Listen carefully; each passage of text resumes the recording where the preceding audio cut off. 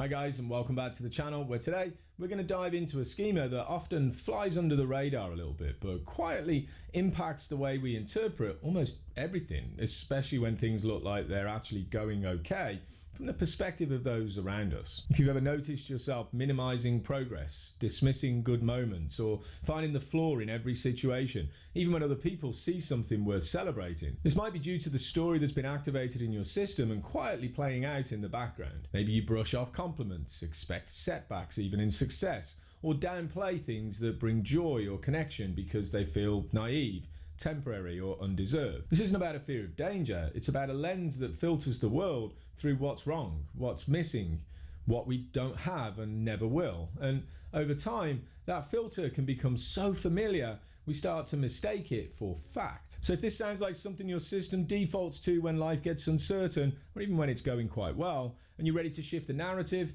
let's talk about the schema of negativity and pessimism.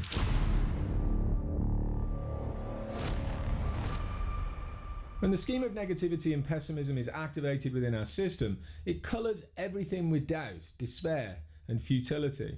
It tells us joy won't last, success is fragile, people will leave, the good is only temporary, and it's smarter simply not to have hope. This isn't about being realistic, it's about a system that has learned, usually through chaos, abandonment, or emotional betrayal, that hope equals pain. So protectors in the system shut down joy, they dismiss progress, and quietly whisper that it's safer to expect the worst than to be let down again. The activation of this schema is often a response to unresolved emotional pain, connected to early attachment wounds and unmet childhood needs. When our system is flooded by the emotional residue of those stories, it shifts into distress and protective coping mechanisms take over. These aren't character defects or personality flaws. They're adaptive responses, protective blueprints designed to shield us from what was once believed to be too much for us to face. When the schema of negativity and pessimism takes the lead, it becomes a survival strategy. Not because we're cynical, but because parts of us believe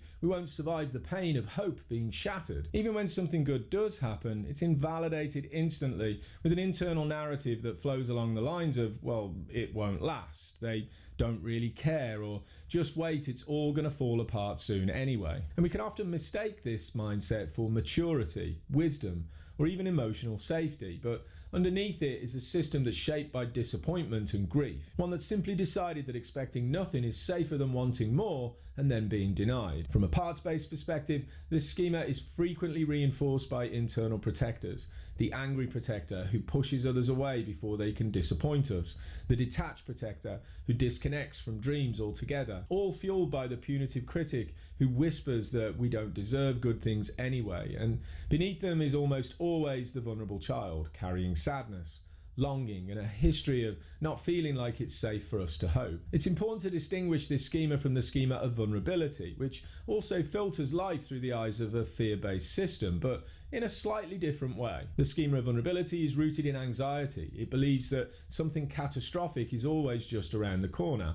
Things like physical illness, financial collapse, relationship failure, or emotional breakdown are inevitable. The system becomes hypervigilant, always scanning for danger and trying to control outcomes to prevent disaster. The scheme of negativity and pessimism, on the other hand, is rooted in a sense of hopelessness. It isn't afraid something bad will happen, it believes nothing good can happen, or at least not for long. It doesn't just avoid risk, it avoids wanting altogether, because wanting opens the door to loss. Vulnerability tries to prevent pain, negativity tries to preempt it by refusing to hope. And this particular schema wasn't always dominant for me. When I was sober and grounded and connected to my values, I could recognize hope, take meaningful action, and trust the process, even when things got hard. But in the depths of my alcohol use, everything changed. At that point, my internal critics were loud. The primary schema of defectiveness had taken over, telling me I was broken, shameful, and beyond any kind of help. And from there, I would cascade into negativity and pessimism. It didn't feel like a protective mechanism to me.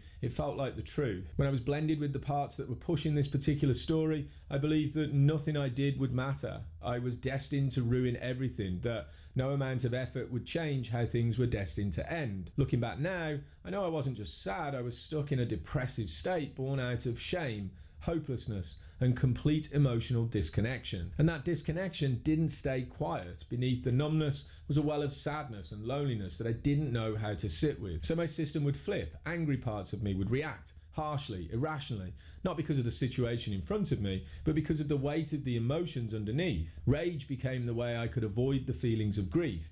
I didn't yet have the tools to hold sadness with compassion and acceptance, so my system did what it thought it had to do: fight, distract, and ultimately shut down. It took years of internal work to unblend from those critic modes, to recognize the cycle, and to reclaim choice. Not by forcing optimism, not by faking joy, but by staying with the discomfort of hope long enough to see it wasn't dangerous. It was just unfamiliar. That shift didn't come from willpower, it came from emotional endurance. And that's the type of work we have to educate our system to take on. Not just identifying the schema, but learning to be with the emotions it's protecting us from, understanding what it costs us to stay in its grip, and deciding one moment at a time that we are ready to lead our system with something other than fear. Recovery from this schema is not about becoming cheerful or endlessly positive. It's about allowing room for both sides of the continuum to be possible, to recognize that more than one truth can exist simultaneously. Yes, things might go wrong, and at the same time, sometimes they won't. Sometimes they work out.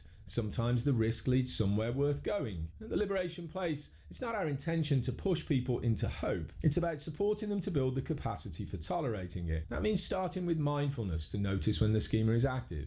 It means using Raven to connect with the part of the system that's shutting down joy and speaking to it with compassion. It means practicing the improved skill to stay present in the moments where hope feels vulnerable and building the emotional strength to stay anyway. Then it means taking action, small, grounded, values-based action, even if our internal story says it won't matter, because action is how we start to shift the story, not just cognitively, but experientially. This is not toxic positivity. This is a brave hope. It's the willingness to risk emotional discomfort in the service of something more meaningful than protection. The choice to believe that even if things don't work out, we can still survive and try again. Living the life we want to live doesn't begin when we eliminate fear. It begins when we stop letting fear make the decisions. So at the bottom of the website page connected to this video, you'll find a downloadable PDF document. This contains a worksheet that's designed to help you build awareness around the specific ways this schema shows up within your personality system. If you feel up to it,